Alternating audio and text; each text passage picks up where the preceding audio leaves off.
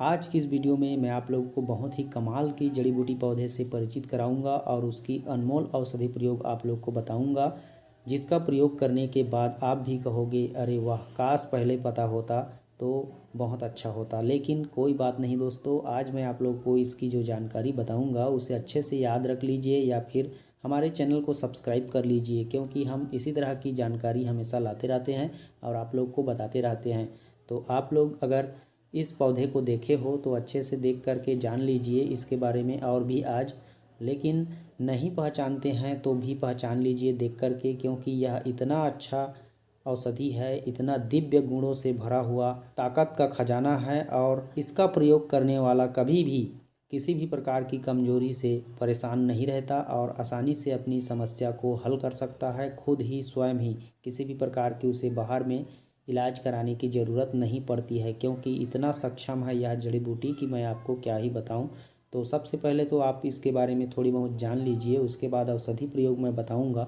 वह औषधि प्रयोग आप सुन करके दंग रह जाओगे। इसके बारे में और जान लीजिए कि इसका क्या क्या नाम और भी हैं, क्योंकि इसके बहुत सारे नाम हैं। हर पौधा का अलग अलग क्षेत्र के हिसाब से अलग अलग नाम होता है, वैसे ही इसका भी कुछ नाम है।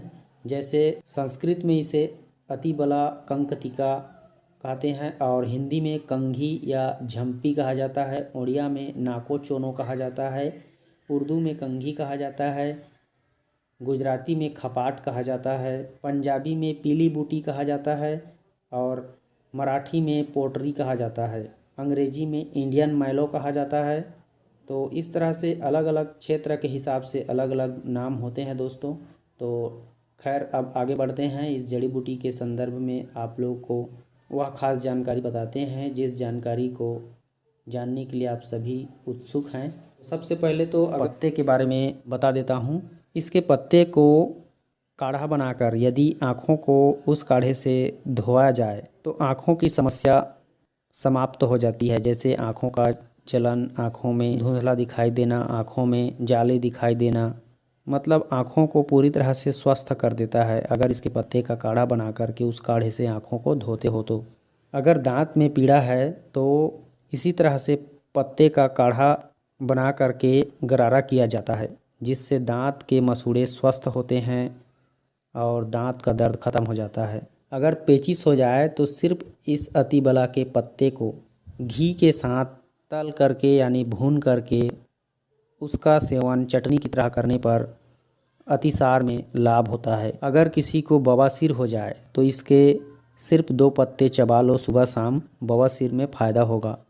अगर और अति शीघ्र फ़ायदा लेना चाहते हैं या फिर गंभीर है मामला तो आप अतिबला के पत्तों का काढ़ा बना लीजिए और 10-20 ml की मात्रा में दिन में 3 बार सेवन कीजिए। बवासीर कैसा भी हो, खूनी हो चाहे बादी हो, हर प्रकार के बवासीर का नाश हो जाता है।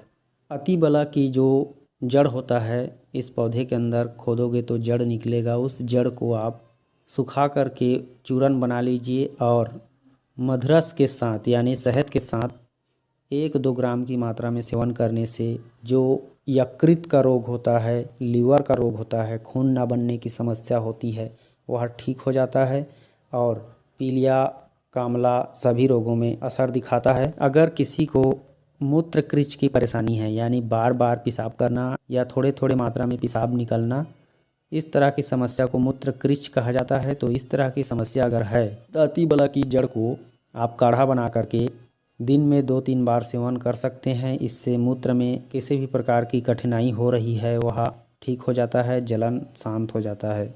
अगर किसी को मधुमेह है तो अतिबला के बीजों को 5 से 10 ग्राम की मात्रा में सेवन करने से मधुमेह में फ़ायदा होता है। दोस्तों अगर किसी को रक्त प्रदर है यानी ब्लीडिंग हो रही है, रक्त गिर रहा है, तो अतिबला की जो जड़ है उसको शक्कर और मधुरस के साथ मिलाकर सेवन करने से रक्त प्रदर में 1 दिन में आराम मिल जाता है।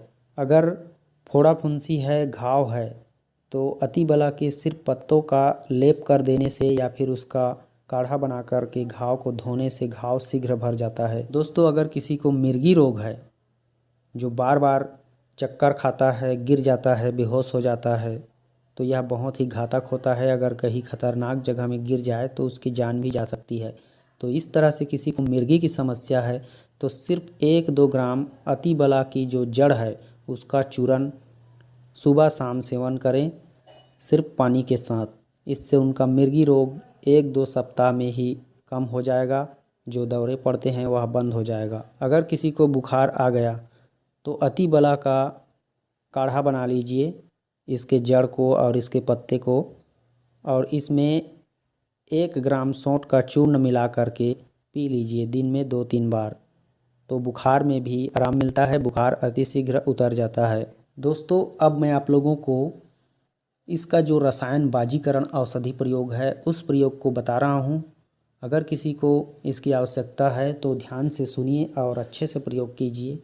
अतिबला का जो जड़ होता है, नाम से ही पता चलता है कि यह अति बल का मालिक है, तो आपको भी बलशाली बना देता है या बना देगा अगर प्रयोग करोगे तो। विश्वास ना हो तो करके देख लीजिए। जिस तरह से मैं बता रहा हूँ उस तरह से कभी कमजोरी के शिकार नहीं होगे और आपका रस, रक्त, मांस, मेदस्थी, मज्जा, शुक्र, वीर्य हर एक चीज़ का इतना अच्छा से शुद्धि होगा और निर्माण होगा कि आप बुढ़ापे में भी उछलने लगोगे और जवानी कूट कूट करके भरी रहेगी बुढ़ापे तक। तो उसके लिए आपको करना क्या है दोस्तों, अतिबला की जड़ को निकाल लेना है खोद करके और उस जड़ को छाया में सुखा करके चूरन बना लेना है, पाउडर कर लेना है और उसको प्रतिदिन मधुरस के साथ या फिर घी के साथ सेवन कीजिए। 5 से 10 ग्राम या 2 से 3 ग्राम। ये 2 प्रयोग मैं इसलिए बता रहा हूँ, किसी किसी को ज़्यादा नहीं पच पाता तो 2 से 3 ग्राम ले लीजिए। अगर किसी को अच्छे से हजम हो जाता है तो 5 से 10 ग्राम ले लीजिए और मधरस या घी मिला कर के दोनों में से कोई सा भी चलेगा और सुबह शाम सेवन कीजिए।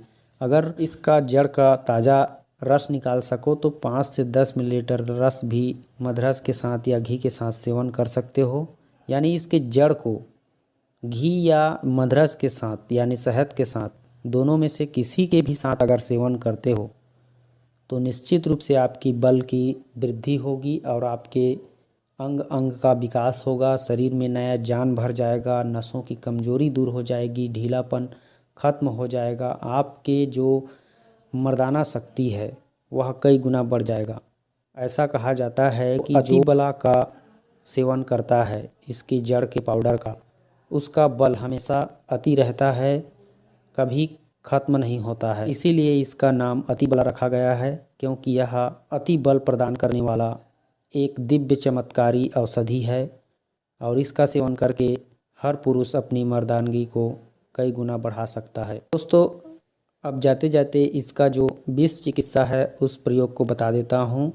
अतिबला की जड़ को अगर सूखा है तो पाउडर रख लीजिए करके, अगर कच्चा है तो उसका कूट पीस करके लेप तैयार कर लीजिए और जहाँ वेदना है, दर्द है, सूल है या बिच्छू, ततैया, डंक, सर्प कोई भी काटा हो, जीव जंतु जो जहरीला हो, उस स्थान में इसकी जड़ को पीस कर लगाने से बहुत फ़ायदा होता है और कुछ हद तक इसका जहर भी कम हो जाता है। तो इस तरह से आप विष चिकित्सा में भी इसका प्रयोग कर सकते हो। इस तरह से अतिबला की जानकारी आज मैंने आप लोगों को अच्छे से बता दिया लगभग मेरे ख्याल से। तो अच्छा लगा हो तो लाइक ज़रूर कीजिए और शेयर भी कीजिए।